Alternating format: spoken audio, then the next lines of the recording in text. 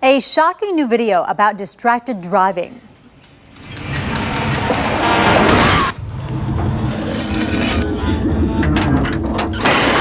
Right.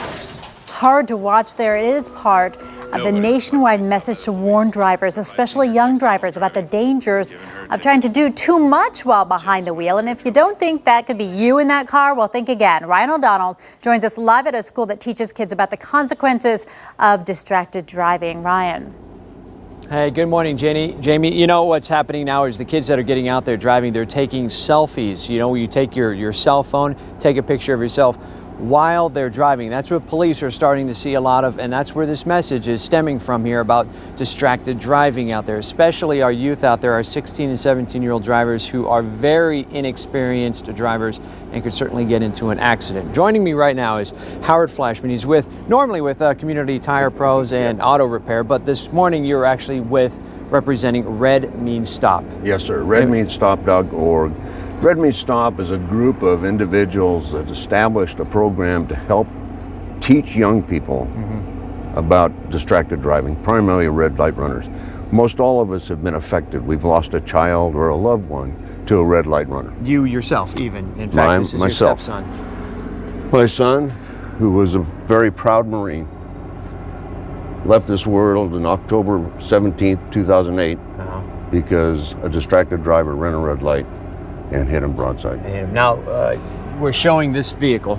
This is not his vehicle. This is just not his vehicle. A different vehicle that we brought in to show. This vehicle was also involved in an accident where two people were in it. They were turning left. Correct. And a red light runner, a distracted driver, came barreling through. Right. And hit him. Two very bad injuries, no deaths. But we think it kind of displays what we're trying to tell everybody.